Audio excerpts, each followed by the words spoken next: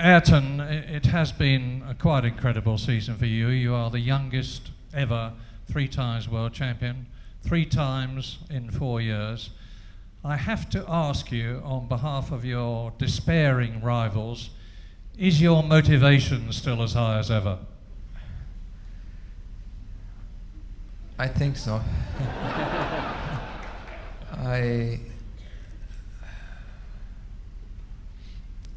I am, as you said, young, I am healthy, I am as committed as ever to my passion, to our passion, and to my profession.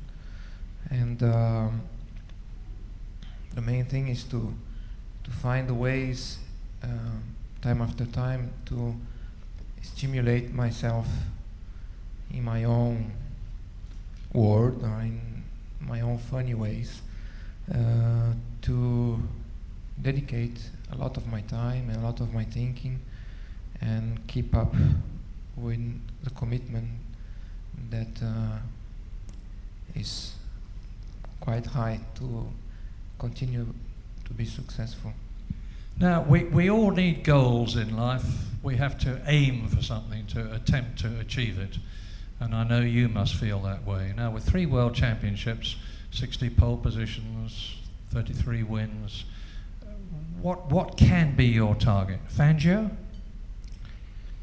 Well, I said this several times before, and as Sterling this evening expressed here just a few minutes ago, I think no matter who in the modern Formula One, be myself or any younger drivers that will be successful in the future, can achieve, be 4, 5, 6, how many titles you can imagine. No one will ever take away anything that Fangio has done in the past of motor racing. He has established the titles, the records, but also he has established a way of doing things as a gentleman, as a man. And all I can say is that I should be trying hard to get as near as possible to him. Now, you had 7 wins in 1991, but it was by no means an easy year for you. It's been a special season, of course. We finally got another championship. It's been a good start, as you all know. We had our difficulties. We had a great championship, particularly with Nigel, but also Patrese was there. And it's been particularly rewarding because this championship was again a result of everybody pulling together strong as ever to the same direction, and that has been the efforts that McLaren has done, Honda and Shell and all the sponsors that have helped us to pull out from the troubles we had and finally win in some style in Japan. Now here is a question I have been longing to ask you ever since it happened. When you walked back at Hockenheim after you had run out of petrol for the second time in 2 races, what did you say to Ron Dennis? Well, I keep learning every day, you know, about many things in life, and one thing that I have learned lately is that you should monitor very carefully your words, particularly if it's not your native language. But I'm afraid that at that occasion, in the truck, on the back of the truck of McLaren, I was not monitoring my words at all. So we had a particular moment there, but I think we now know each other well enough to understand some of the frustrations that we both go through at different times in different ways, and I think we try to get the best out of each other. And I have to say that I won my first championship with McLaren, with Ron. I won other 2 championships, and that is something that does not happen often in the same team, you know, to the same driver. So it's something that only time will prove, but I value very high. Now, when you won the first 4 Grand Prix of 1991, you had done something that no one had ever done before in the history of Grand Prix racing. We all thought that this was going to be another 1988 with McLaren winning. Did you say to yourself, "That's it, Ayrton, I'm there, I've won"? I don't think so. You should ask all the team members. Well, before we went to the Phoenix Grand Prix, when we first tried the car in Portugal, I had 2 months off, so I was fresh and full of motivation, and I had a good feeling because we made a step forward in all areas, but I didn't think we had done enough in some areas to be very confident. Of course, we won the first 4 races, and I kept saying to everyone, you know, we're not there, and many people were thinking, when is he gonna be happy, because he's on pole, he's winning, he's leading from lap 1 to last lap, and he's complaining. And but people inside the team knew, they understood, but it took a while to get everybody really with the right momentum. And we then saw subsequently to Monte Carlo a number of races where Williams was very strong, and we were struggling. But on the other hand, that has made this year special, because we all pulled together afterwards, and in a very short time we were able to recover and to match them and to keep the number 1 in our car next year. Well, now, in less than 3 months' time, we are all going to be at Kyalami in South Africa, where you got your first World Championship point in 1984. You've heard what Williams are doing. Luca Montezemolo is at Ferrari, and he's an extremely competent man. Tom Walkinshaw is at Benetton, and he's an extremely competent man. You're going to have an even harder time next year, I think. I don't know. I think it could be an even more exciting championship next year again compared to 91. Certainly 91 has been the most difficult and the most exciting, because different cars, different drivers won. 88 was fantastic and is the one that I like most, because it was my first one.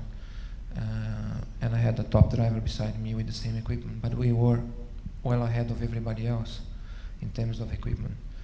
And I think 92 could be a continuity of 91. Hopefully not with the same struggle as we had halfway this year, and hopefully I can go back to the pits every time after the race with my racing car and not with a lift or with a pace car. But I think it could be very exciting next year again. Ayrton, we have an expression in English which says, "A little bird told me." Now, a little bird told me... How little was he? Oh. Well, a little bird told me that at the FISA presentations in Paris last night, you made a special presentation of a crash helmet to Jean-Marie Balestre. Is that true? That's, of course, that's true. Well, you just said I made a presentation, and it was something that I did with some hesitation for a moment, and it's something, I'm being sincere, it's something that I did with some reservation, but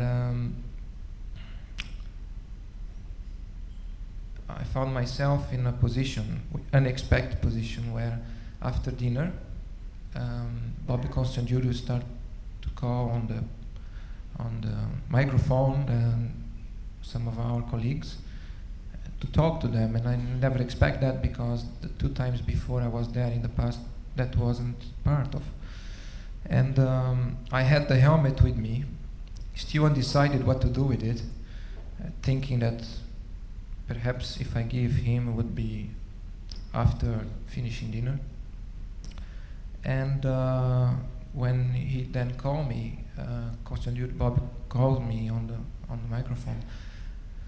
I went there, I started to talk to Bob, and I got involved in the climb, in the atmosphere, which was very friendly, very genuine, and then I called Jean-Marie there.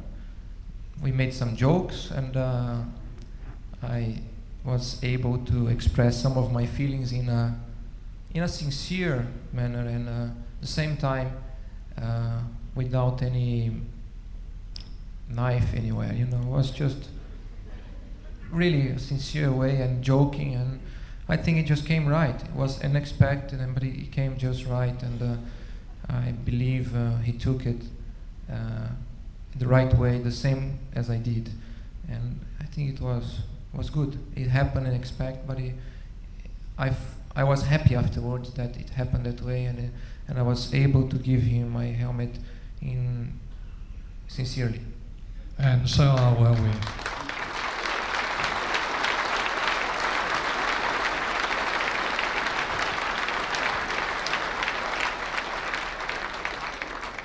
Ayrton, you've got a very busy schedule. We are extremely grateful for being with us tonight. You have a nasty cold, I think. Thank you very much indeed. Ladies and gentlemen, Ayrton Senna.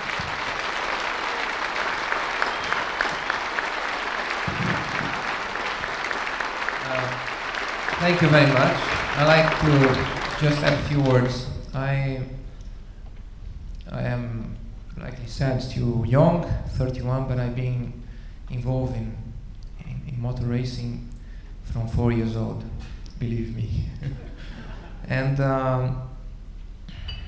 when I come to England in 1981 to participate in the Formula 4 Championship, was my first season of racing cars. Until then was only go-karts. And I've been through several seasons here in different categories, successfully, fortunately. And lots of the things that I learned and that I've subsequently used in Formula 1 have come from England, because here I learned how to race as a professional, I learned how to observe the flags, I learned how to follow the marshals, the starting procedures, the testing procedures, setup of cars, the relationship with the engineers, mechanics, team owners, team managers, and that has made a lot of my personality in terms of motor racing. I know that often I don't get the best press in England, but I suppose nobody's perfect. I try hard, and I try hard to be better, to improve. And I'd just like to say thank you to all of those people here in England that have given me the opportunity from 1981 to come through all the way, and in such a relatively short period of time get so much success. Thank you.